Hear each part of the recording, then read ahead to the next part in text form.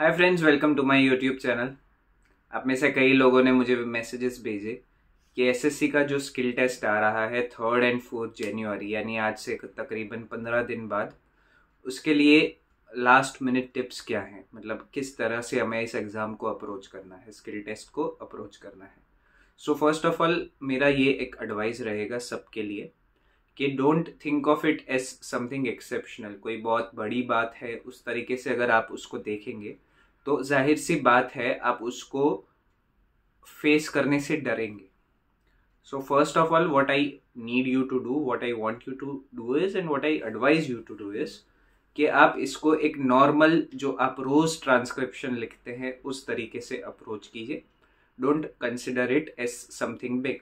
So my first advice is अभी से ही I think आप ऑलरेडी कर रहे हैं, लेकिन आने वाले जो दिन है उसमें भी एटलीस्ट 15 में से 7-8 दिन ऐसे निकालिए जिसमें आप जो एसएससी जिस तरीके से स्किल टेस्ट लेता है उसी मॉडल को अप्रोच कीजिए, उसी मॉडल को फॉलो कीजिए और अपना एक स्किल टेस्ट का खुद ही एग्जामिनेशन लीजिए। फॉर एग्जाम्पल, अगर आप इंग्लिश में दे रहे हैं ग्रेड सी का तो 10 मिनट का डिक्टेशन होता है 100 वर्ड्स पर मिनट पे, कंटिन्यूअस होता है, कोई ब्रेक नहीं होता है। तो आप अपना एक डिक्टेशन जो है उसको 10 मिनट के लिए लिखिए, रिकॉर्डेड स्पीकर पे बजाइए अगर आपके पास स्पीकर है तो, नहीं तो आप नॉर्मल आपका जो फ़ोन का स्पीकर है उसे यूज़ कीजिए, हेडफोन्स नहीं, क्योंकि वहाँ पे भी स्पीकर पे प्ले होता है मोस्टली। तो आपको इस तरीके से ही प्रैक्टिस डालना है। कई बार हम ईयरफोन्स या इस तरह से हेडफोन हैंड्स फ्री लगा के करते हैं तो वो एक अलग एक्सपीरियंस है, और उसको नॉर्मली लिखना स्पीकर में वो एक अलग एक्सपीरियंस होता है। सो आई वुड एडवाइज यू कि हैंड्स फ्री लगाए बिना आप उसको डिक्टेशन को लिखिए। खुद को 10 मिनट्स का अगर आपने डिक्टेशन लिखा उसके बाद जनरली थोड़ा टाइम आपको मिल जाता है। जहाँ तक कई बार वो लोग प्रोवाइड कर देते हैं कि आपके पास 5 मिनट है, 10 मिनट है, अगर नहीं भी प्रोवाइड करते हैं, but I would advise you कि अगर वो आपको टाइम नहीं भी देते हैं तो भी आपको 5 मिनट तो पढ़ने में उसको लग ही जाना चाहिए तुरंत ही। क्योंकि कई बार क्या होता है, आपका स्किल टेस्ट एक जगह पे होगा, एक रूम में होगा, और उसके बाद जो टाइपिंग करना होता है वो दूसरे रूम में होता है। तो इस टाइम में आप अपना जो रीड कर सकते हैं, जो आपने मेथड लिखा है, जो आपने शॉर्ट हैंड लिखा है। कई लोग ये गलती कर देते हैं कि जैसे टाइपिंग के लिए स्किल टेस्ट सी की अगर मैं बात करूँ इंग्लिश की तो सिर्फ 40 मिनट मिलते हैं। सो ऑब्वियस सी बात है कि कई लोग डर जाते हैं कि क्या 40 मिनट में मैं अपना ये टाइपिंग कर पाऊंगा। 1000 words in 40 minutes is not an easy task for everyone. जिसका टाइपिंग बहुत अच्छा है वो तो कर लेगा 20-25 मिनट में भी, लेकिन जिसका टाइपिंग अच्छा नहीं है वो थोड़ा घबरा जाता है। So in this case I would advise you, भले ही आपका टाइम कम है, लेकिन अगर आप 5 मिनट भी उसमें टाइपिंग पढ़ने में 5 से 10 मिनट भी चले जाते हैं तो भी आप उसको फास्ट टाइप कर पाएंगे। लेकिन अगर आप सीधा ही टाइप करने पड़ लग जाएंगे तो बहुत सारे वर्ड्स आप बीच में रिकग्नाइज नहीं कर पाएंगे और आपका जो लिंक टूटेगा इसके कारण।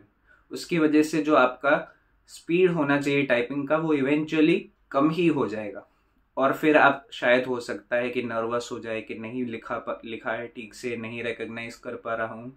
सो इस वजह से आपका जो कॉन्फिडेंस लो होगा उसमें भी आपका बहुत नुकसान हो सकता है। So first advice to you is कि आप अपना शॉर्ट एंड पहले जितना हो सके फास्ट उसको पढ़ लीजिए। अब इसके लिए अपना शॉर्ट एंड रिकग्नाइज करना बहुत इंपॉर्टेंट है, इसलिए कई लोग क्या करते हैं, बस शॉर्ट एंड लिख दिया, हो गया काम, उसको पढ़ते नहीं है। लिखने की प्रैक्टिस करो, लिखने की प्रैक्टिस करो। It's like doing the task half. आपने हाफ टास्क अच्छे से कर भी लिया, लेकिन अगर आपका कंसंट्रेशन बाकी के हाफ टास्क पे नहीं है तो आपका फुल रिजल्ट जो आप अचीव करना चाहते हैं वो नहीं होगा। क्योंकि आपको ऐसा लगेगा मैं तो बहुत अच्छा लिख रहा हूँ, मेरा कुछ मिस नहीं हुआ। मिस नहीं हुआ सही बात है, लेकिन क्या आप उसको पढ़ पा रहे हैं? क्या आप उसको टाइप कर पाएंगे? क्या आपका इंग्लिश है या हिंदी है जो भी उसका स्पेलिंग्स होने चाहिए वो स्ट्रांग है, वोकेबलरी स्ट्रांग है कि नहीं? एक एस्पेक्ट नहीं है, सिर्फ लिखना एक एस्पेक्ट है, उसके बाद उसको रीड करना सेकेंड एस्पेक्ट है, सक्सेसफुली रीड करना, और उसको उसी तरह से टाइप करना एक दूसरा चैलेंज है। So it is not a one trick pony जो कहते हैं ना, वन ट्रिक पोनी नहीं है, उसमें 3-4 एस्पेक्ट्स है। पहली चीज़ है आप अच्छे से लिख लो, दूसरा है इतना अच्छा आपका आउटलाइंस हो कि आप उसको पढ़ पाओ। अगर अच्छा नहीं है, हर कोई ना भी पढ़ पाए तो भी आप पढ़ पाओ एटलीस्ट। आइडियली तो यही होना चाहिए कि अच्छा आपका शॉर्ट हैंड तब कहेंगे जब आपके आउटलाइंस कोई और भी पढ़ सकता है, लेकिन चलो और कोई तो नहीं, लेकिन आप पढ़ लें तो that is good enough for the examination. और फिर आपका टाइपिंग में इतना स्किल होना चाहिए कि आप उसको परफेक्टली टाइप कर पाओ। परफेक्टली नहीं तो एटलीस्ट 98% आपका एक्यूरेसी टाइपिंग में हो जाए। जो आपने शॉर्ट हैंड पढ़ा है उसका 98 to 99% टाइपिंग भी एक्यूरेटली हुआ तो आपका सिलेक्शन का चांसेस काफ़ी हद तक बढ़ जाता है। सो ये एक एडवाइस है मेरा कि आप पूरा जो जिस तरह से एग्ज़ाम होता है उसको उसी तरीके से अभी से ही प्रैक्टिस कीजिए। आप में से बहुत सारे अच्छे स्टूडेंट्स ऑलरेडी ये कर रहे हैं, लेकिन जो लोग नहीं कर रहे हैं हो सकता है आप वहाँ पे जाके डर जाएंगे, इसलिए अभी से इस चीज़ की प्रैक्टिस डालिए। और कितने आपके मिस्टेक्स हो रहे हैं उसको काउंट कीजिए। अगर मिस्टेक ज़्यादा भी हो रही हैं तो घबरा मत जाइए। कई लोग क्या है ये सोच के नहीं करते हैं प्रैक्टिस कि अरे रे मेरे मिस्टेक ज़्यादा होंगे तो मैं और नर्वस हो जाऊँ। नहीं, that's not how you approach exams. अगर आपके मिस्टेक ज़्यादा हो रहे हैं तो आप उस पर वर्क करके उसको कम लाएंगे। अगर आप चेक ही नहीं करेंगे तो आपको पता ही कैसे चलेगा कि आपके कहाँ पे मिस्टेक्स हो रहे हैं। सेकंड एक चीज़ जो फर्स्ट से ही लिंक्ड है is self confidence. Self confidence एक तो प्रैक्टिस से आता है, और दूसरा अगर आप पहले से ही कॉन्फिडेंट है तो आप और बेटर प्रैक्टिस कर पाएंगे। दोनों ही इंटरलिंक्ड है।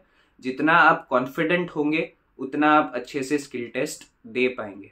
और वो कॉन्फिडेंस के लिए आप कुछ प्रैक्टिसेस ऐसी कर सकते हैं जो मैंने खुद अप्लाई किया हुआ है, वही मैं आपको बताऊंगा। जो मैं जिसमें बिलीव नहीं करता हूँ वो बात मैं बड़ी बड़ी आपके साथ नहीं कर रहा हूँ। बात सिंपल है, कई लोग उसमें नहीं मानते हैं, but if you practice it it will definitely help.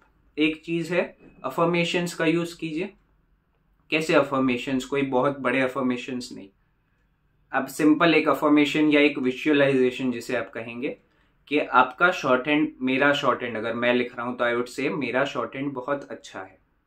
मैं सारा ही जो मैटर आ रहा है, जैसे स्किल टेस्ट में जो मैटर आएगा उसको मैंने अच्छे से लिख लिया है, मैंने उसको अच्छे से टाइप कर लिया है और मेरा सिलेक्शन हो चुका है। ये 4 सेंटेंसेस है। मेरा शॉर्ट हैंड बहुत अच्छा है, स्किल टेस्ट में जो शॉर्ट हैंड आया वो मैंने अच्छे से लिखा है, अच्छे से टाइप किया है और मेरा सिलेक्शन हो चुका है। ये 4 चीज़ें आपको सोचनी है और उस चारों चीज़ का एक विजुअलाइजेशन कीजिए, यानी उसको एक माइंड में एक इमेज क्रिएट कीजिए and feel the happiness that will come with it. अगर आप सोचिए कि आपका रिजल्ट आपके सामने है, वेबसाइट पे आपने अपना रिजल्ट देखा, आपका नाम है, तो कौन सी कैसी खुशी होगी आपको, वही खुशी को आप before the exam, during your skill test and during the rest of the days आप उसको फील कीजिए। सो व्हाट हैपेंस इज आपकी जो वाइब्रेशंस है, आपकी जो वाइब्स है वो पावरफुल होंगी, एंड वो वाइब्स पावरफुल होने की वजह से and because you have visualise that you will be selected, तो आप में वो कॉन्फिडेंस ऑटोमेटिकली जनरेट होने लगेगा। और अगर अभी आपका शॉर्ट हैंड इतना अच्छा नहीं भी चल रहा है, सब कुछ खराब हो रहा है, आई से सब कुछ अगर खराब हो रहा है, तो भी आप ये प्रैक्टिस कीजिए, लिखने से पहले विजुअलाइज ये जो मैंने कहा उतना कीजिए, और उसके बाद आपका शॉर्ट हैंड इम्प्रूव हुआ कि डिटेरियोरेट हुआ कि सेम रहा, वो आप मुझे बताइए। आई कैन गारंटी यू कि अगर आप इतना भी प्रैक्टिस करते हैं तो आपका शॉर्ट हैंड इम्प्रूव होगा होगा होगा। अब कोई 20% के लेवल पे है तो मैं ये नहीं कहता हूँ कि आप सिलेक्ट हो जाएंगे, बट आई एम सेइंग आप 20 से 25 तो बिल्कुल जाएंगे। अगर आप 80 है तो 85-90 तक जाएंगे। That is what your thoughts do, that is what your mental attitude does. आपका मेंटल एटीट्यूड ही तो है जो आपको यहाँ तक लेके आया है ना। आप स्किल टेस्ट के लिए क्वालिफाई हुए, तो आप जो इंसान डर रहा होगा बहुत ही पहले वाले टेस्ट से, वो नहीं पहुंचा है स्किल टेस्ट में, है ना। जिसने मेहनत किया, जिसने अपने आप में बिलीव किया, जिस फेथ से, जिस कॉन्फिडेंस से आपने जो फर्स्ट एग्जाम दिया है कंप्यूटर बेस्ड एग्जाम, उसी कॉन्फिडेंस से आप इस चीज़ को भी अप्रोच कीजिए। कई लोग क्या सोचते हैं, अरे वैकेंसीज इतनी है और स्किल टेस्ट में इतने सारे लोग हैं। हाँ है, that is a fact, you have to accept it. बहुत सारे लोग हैं, कंपटीशन है, हर किसी को गवर्नमेंट जॉब चाहिए। इंडिया में ऐसे आई थिंक 20 to 25% स्टूडेंट्स तो यही सोचते हैं कि गवर्नमेंट जॉब चाहिए, तो कंपटीशन तो ऑफकोर्स होगा, लेकिन आप क्या कर सकते हैं कि आप उस कंपटीशन को फेस भी करें और उसमें अपनी जगह भी बना ले। और वही लोग कर सकते हैं जिसको खुद में कॉन्फिडेंस है, और कॉन्फिडेंस के साथ साथ जिसके पास स्किल भी है। एक चीज है कि आपके पास सिर्फ कॉन्फिडेंस है, I can do this, I can do that, but if you don't have the skill तो भी नहीं होगा। कोई है जिसको सिर्फ स्किल है लेकिन कॉन्फिडेंस नहीं है, तो वो भी काम नहीं आएगा। So combination of both is very important and you have to of course work hard for it. That is my second advice to you. I think अगर आपका शॉर्ट हैंड, लेट मी से इट दिस वे, कि अगर आपको अपना short hand पे बिल्कुल भरोसा नहीं है, या फिर आपने स्टार्ट किया है, आप रिसेंटली 70-75 की प्रैक्टिस कर रहे हैं and you are quite sure कि आपका सिलेक्शन नहीं भी होना है, तो भी I would say have believe. क्या पता आपका डिक्टेशन बहुत इजी आ जाए, है ना। डोंट लूज होप कि नहीं होना है, नहीं होना है, क्यों दू एग्जाम। नहीं, अगर आप सिलेक्ट हुए हो, अगर आप स्टेनोग्राफर बनना चाहते हो, अगर आपका ये स्ट्रॉन्ग बिलीफ है, तो डेफिनेटली आप अपीयर कीजिए, irrelevant of what your short hand level is right now.